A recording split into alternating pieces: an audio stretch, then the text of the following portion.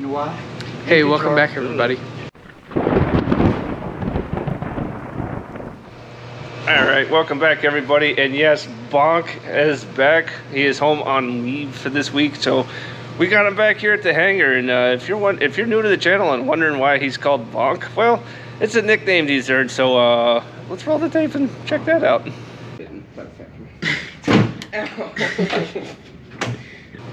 Phantom forever! So yes, that's why we call him Bonk. And yeah, good fun.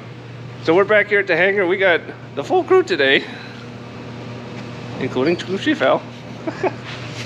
And we got some electrical tests. We got the fuel filter back in, and let's go check out some of our electrical work.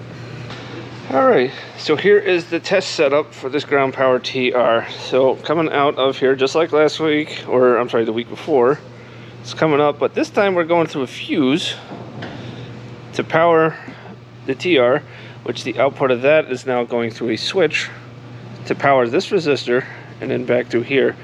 And it pretty much replicates the exact setup that is in the airplane, where coming off the ground power plug, it taps off, goes through a fuse, powers the TR, comes back out and goes to the generator control switch panel, which then feeds off to the AC power box.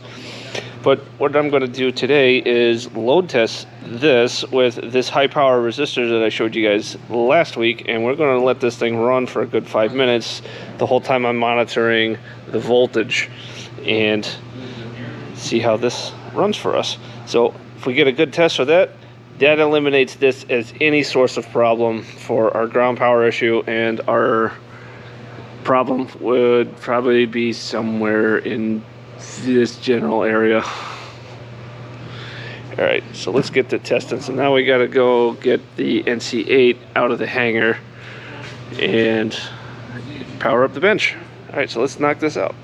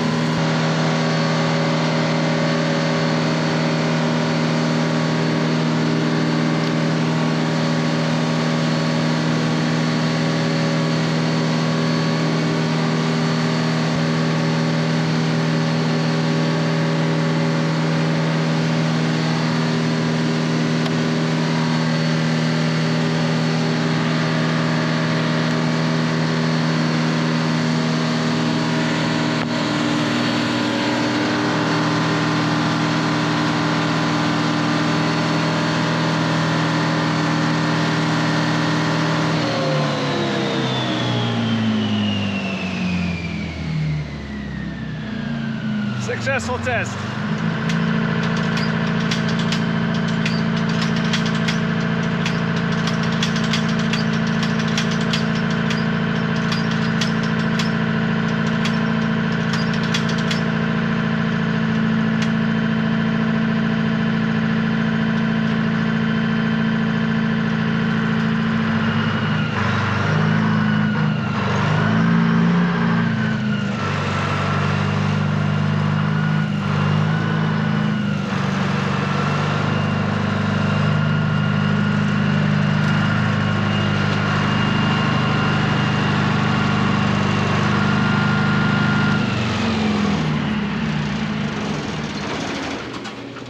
Alright, now that is what I would call a very successful test. This thing didn't even get warm to the touch at all, or even noticeably warm. It kept trucking along, the fuse didn't pop, and that's the right size fuse, 3/8 amp. And like I showed you a minute ago, this thing is set up exactly like it would be in the jet, minus the fact that it's not a coil, it's just a load resistor. And it ran for a solid 5 minutes, and if I do a quick little Ohm's law calculation, so 5.93 divided out by 30 ohms, that was an 86% load that was on that little TR. Now that thing got noticeably warm, but that's by design. It's designed to absorb that level of heat. Alright, now if I do a quick Ohm's law calculation by taking our amps, multiply it back by our voltage, 22.4 watts of power. So that's what this thing was producing on the output side, was 22.4 watts. This is a 25 watt resistor, so within its limits. So yeah, this is no longer a question mark. This is good. And now we got to figure out what's going on up there. Alright, so now we can move on from this and test other components. Man, I'm really digging this bench. Alright, so the next thing we're going to pull out of here is the right and left transformer rectifiers. We're going to bench test those, but before I do that, I'm going to locate the right cannon plugs that I can wire up on the bench to power these things. So that's something I got to locate first. And then, alright, so back here in door 19, what we're going to pull next week is this radio out to clear room, because that essential DC bus relay is down probably about a foot down from where my finger is and slightly forward.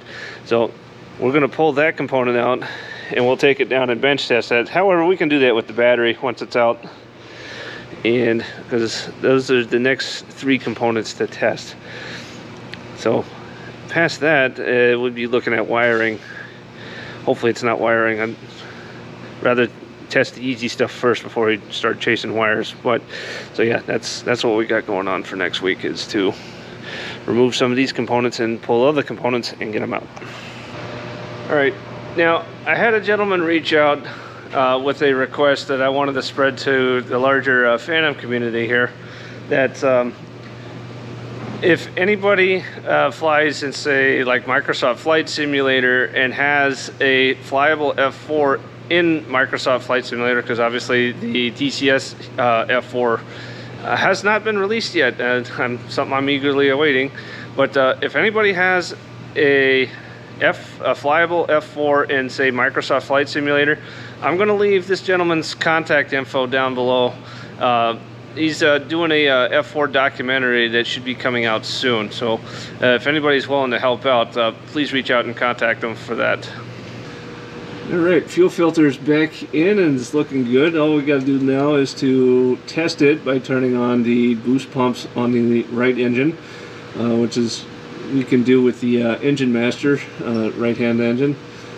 And as long as we get a good check there, we can finish off the fuel system maintenance.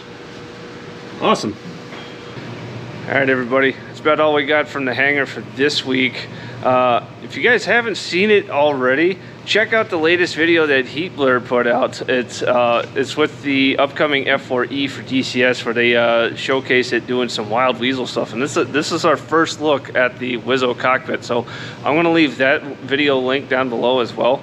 Be sure and check that out, because they did a stellar job on that. And last thing we got, we got to say goodbye to Bonk because he has to go back and go back to being a Marine again. So we enjoyed having him at home with us and back here at the hangar, but good things got to come to an end and got to go back. So can't wait to see where he goes from here. You're going to your next duty station coming up soon, right? Hopefully.